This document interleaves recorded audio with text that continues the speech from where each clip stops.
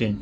অতএব এখানে আমরা খালিঘর সমান সমান 15 থেকে -10 বাদ দিলে আমরা পাচ্ছি হচ্ছে কত, 15 আর 10 বাদ দিলে 5 পাচ্ছি।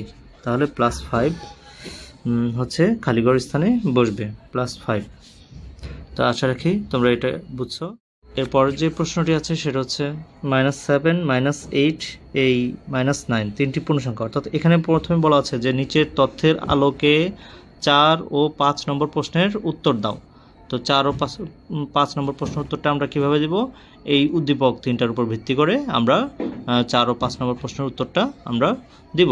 তো এখানে বলা আছে যে -7 -8 আর -9 এই তিনটি পূর্ণসংখ্যা। এই তিনটি কি পূর্ণসংখ্যা? তো আমরা জানি পূর্ণসংখ্যা কাকে বলে। পূর্ণসংখ্যা হচ্ছে শূন্য সহ সকল ধনাত্মক এবং ঋণাত্মক সংখ্যাকে পূর্ণসংখ্যা বলে। তোমরা অবশ্যই এর আগে পড়েছো নিশ্চয়ই।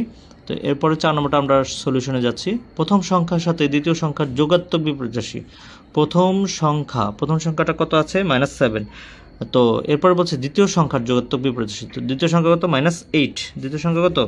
-8। তো আমরা -8 এর যোগাত্মক বিপরীত রাশি কত? এর যোগাত্মক বিপরীত রাশি, বিপরীত সংখ্যা হচ্ছে যোগাত্মক বিপরীত সংখ্যা হচ্ছে +8। -8 এর যোগাত্মক বিপরীত সংখ্যা কি? +8। এই যে আমি এখানে লিখেছি, তোমরা দেখে নাও। -8 এর যোগাত্মক বিপরীত সংখ্যা হচ্ছে +8। তাহলে এখন বলছে যে প্রথম সংখ্যার সাথে দ্বিতীয় সংখ্যার যোগাত্মক বিপরীত সংখ্যা যোগ করলে প্রথম সংখ্যাটা কত? -7। প্রথম সংখ্যাটা হচ্ছে -7 +8 প্লাস কি 8। তাহলে -7 আর হচ্ছে +8। তাহলে 8 থেকে 7 বাদ দিলে নিশ্চয়ই তোমরা জানো কত হবে? 1 হবে। তাহলে আমাদের অ্যান্সার হবে কোনটা? গ নম্বর। অ্যান্সার হবে গ নম্বর। তো তোমরা আশা রাখি এতটুকু বুঝতে পেরেছো। এরপরে এখানে বলেছে যে প্রথম ও তৃতীয় সংখ্যার যোগাত্মক বিপরীত সংখ্যার যোগফলের সাথে দ্বিতীয় সংখ্যা যোগ করলে যোগফল a হলে নিচের কোনটি সঠিক? এটা আমাদেরকে বের করতে হবে। তো প্রথম সংখ্যা কোনটা? তাহলে আমরা দেখতেই পাচ্ছি প্রথম সংখ্যা হচ্ছে -7। তো প্রথম ও তৃতীয় সংখ্যার যোগাত্মক, তাই -7 এর বিপরীত যোগাত্মক বিপরীত সংখ্যা হচ্ছে কত? যোগাত্মক বিপরীত সংখ্যা হচ্ছে +7। তারপর হচ্ছে তৃতীয় সংখ্যাটি কত? তৃতীয় সংখ্যাটি হচ্ছে -9। -9 এর যোগাত্মক বিপরীত সংখ্যা হচ্ছে কত? তোমার +9। তো এই দুটার যোগফলের সাথে যোগফল কত? যোগফল হচ্ছে 16। যোগফল হচ্ছে কত? 16।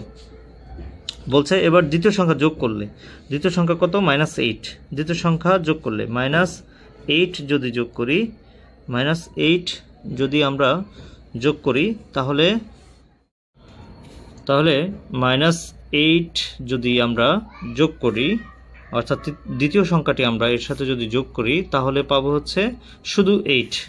তাহলে আমাদের রেজাল্টটা আমরা a = কত পেলাম? তাহলে যোগফল হচ্ছে a, যোগফল হচ্ছে a = কত? 8। যোগফল হচ্ছে a = 8। এবার তাহলে আমাদের রেজাল্ট আসলো কি? a = 8। সুতরাং আমরা এখন দেখব a = যেহেতু 8 আসছে, a = 8 প্রথমে শর্তটাতে বলে দিছে যে a = 15।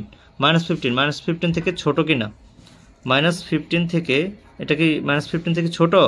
না, অবশ্যই না। -15 থেকে ছোট না। তো আমরা a = আবার এখানে 8 লিখব। এরপরে 8টা কি? -15 থেকে বড়। -15 থেকে কি বড়? তো -15 থেকে এটা -15 থেকে নিশ্চয়ই বড় হচ্ছে। এরপরে আমরা দেখতে পাচ্ছি যে 97 থেকে কি a = যদি 8 হয়, 8টা কি 97 থেকে ছোট না বড়? 97 থেকে 8 97 থেকে ছোট না বড়? 97 থেকে ছোট। 97 থেকে ছোট। তো এরপরে হচ্ছে 97 থেকে যদি এটা ছোট হয় তাহলে a = আবার যদি দিই, এরপর আছে a -97, a কত ছিল? 8। 8টা নিশ্চয়ই তোমরা জানো যে মাইনাসের সংখ্যাগুলো অবশ্যই কি মাইনাসের সংখ্যাগুলো ধনাত্মক সংখ্যাগুলো থেকে মাইনাসের সংখ্যাগুলো যতই বড় হোক না কেন ধনাত্মক সংখ্যাগুলো থেকে সেগুলো সবসময় কি ছোট হয়, খেয়াল রাখবে। তো মাইনাসের সংখ্যাগুলো সবসময় ধনাত্মক সংখ্যাগুলো থেকে ছোট হয়, তাহলে 8 থেকে -97টা কি ছোট, তাহলে এই শর্তটা এটার সাথে মিলেনি, এটার সাথে এই শর্তটাও গ নম্বরটার সাথে মিলেনি। তারপরে এই সংখ্যাটা এই শর্তটার সাথে, অর্থাৎ এটা 8 থেকে 8 -15 সরি এটা ছিল -90 থেকে এটা নিশ্চয়ই বড়, তাহলে এই শর্তটা আমাদের এটা এখানে প্রযোজ্য। তা আর এটা বলে দিচ্ছে -15 থেকে ছোট, -15 থেকে তো অবশ্যই ছোট না, -15 থেকে 8টা কি অলওয়েজ বড়, কারণ এটা হচ্ছে ধনাত্মক সংখ্যা আর এটা হচ্ছে ঋণাত্মক সংখ্যা। মাইনাস যত বড় সংখ্যাই হোক না কেন সেটা ধনাত্মক 1 হলেও সেটা থেকে সংখ্যাটি তোমার হচ্ছে ঋণাত্মক সংখ্যা থেকে বড়। ধনাত্মক সংখ্যা যদি 1ও হয় তাহলে সেটা ঋণাত্মক সংখ্যা যদি 1 লাখও হয় তাহলে সেটার থেকে কি বড়। তো আমরা এটুকু বুঝলাম, তাহলে আমাদের রেজাল্ট হবে a গ্রেটার দেন -90। তো আশা রাখি তোমরা এতটুকু বুঝতে পেরেছ। এরপর হচ্ছে এখানে বলে দিচ্ছে যে a = 45 -11, তো -11, তারপরে যে b = 7 ± 4। এখন আমরা 6 নম্বর অঙ্কটি করব। 6 নম্বর অঙ্কটিতে বলা আছে যে a = 45 +11, তাহলে a সমান যদি 45 ব্র্যাকেটে -11 হয়, তাহলে এটার রেজাল্টটা কি হয় আমরা একটু দেখি। 45 মাইনাসে কি +11, তো 45 11 যোগ করলে কত হচ্ছে, 5 আর 1 6, 4 আর 1 5, 56। এরপরে b = কত আছে দেখা যাচ্ছে, b = হচ্ছে 57 +-4। তো এটা আমরা করি 57 প্লাসে মাইনাসে -4 প্লাসে মাইনাসে -4, তো 57 থেকে 4 বাদ দিলে কত থাকে 3, 57 থেকে 4 বাদ দিলে কত থাকতেছে 4 3 7, 53 থাকতেছে। তো এখন এখানে বলে দিচ্ছে যে a = 56, a = কি 56 হয়েছে, তাহলে a = 56 এটা কারেক্ট। তারপরে বলে দিচ্ছে যে b = -53, b = তো -53 হয়নি, b = কত হয়েছে এখানে 53 হয়েছে, তার মানে এটা ভুল, তার b = আমরা নিব না, 2 নম্বরটা নিব না। 3 নম্বরটা কি বলছে a - b, তাহলে a - b = এর মানটা কত 56, তোমরা দেখতে পাচ্ছ এর মানটা হচ্ছে সরি 56 আর b এর মানটা হচ্ছে 53, b এর মানটা হচ্ছে 53। তো আমরা 56 থেকে 53 বাদ দিলে কত থাকে 3 থাকে।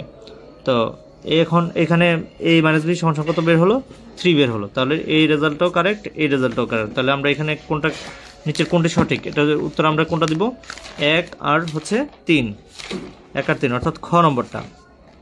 তো এরপরে বলছে যে চিত্রের চিহ্নিত অংশে আছে এই যে এখানে বলছে 0 থেকে এতটুকু পর্যন্ত, তার মানে 0 1 2 3 4 5 6 7 8 9 10 11 12 13 14 15 16 এভাবে যত দূর পর্যন্ত যাওয়া যায়, লাখ লাখ কোটি কোটি পর্যন্ত গেলেও এই অ্যারো চিহ্ন দ্বারা বোঝাচ্ছে যে অতটুকু পর্যন্ত যাবে, মিলিয়ন বিলিয়ন পর্যন্ত যাবে।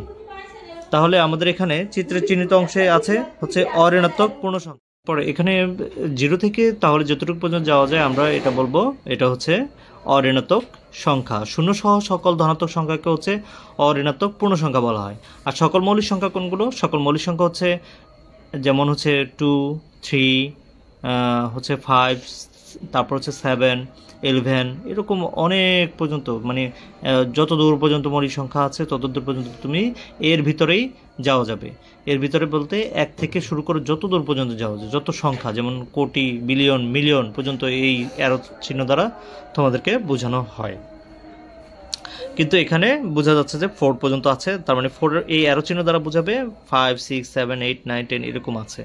তো এই হচ্ছে এখান থেকে আমরা সকল মৌলিক সংখ্যা বুঝতে পারতেছি যে এখানে সকল মৌলিক সংখ্যা আছে। তো আমরা যদি বলি সকল জোড় সংখ্যা আছে কিনা, তাহলে সকল জোড় সংখ্যা কি 2 4 তারপর 6 7 6 8 তারপর হচ্ছে 10, এগুলো কি জোড় সংখ্যা না? তার অবশ্যই জোড় সংখ্যা। এই জোড় সংখ্যা 8 10 তারপর হচ্ছে 12 তারপর হচ্ছে 14 16 এগুলো সবই জোড় সংখ্যা। এই জোড় সংখ্যাগুলো এইগুলোর ভিতরে 0 থেকে যত দূর পর্যন্ত যাওয়া যায় এই সংখ্যাগুলোর ভিতরে আছে। তো তাহলে আমরা দেখতে পাচ্ছি যে এখানে চিত্রের চিহ্নিত অংশে আছে হচ্ছে অঋণাত্মক সংখ্যা, অঋণাত্মক পূর্ণ সংখ্যা আছে, সকল মৌলিক সংখ্যা আছে, আর সকল জোড় সংখ্যা আছে। তাহলে এই তিনটেই সঠিক। এখানে অঋণাত্মক পূর্ণ সংখ্যা, তাহলে এই তিনটার উপরে আমরা টিক দিব।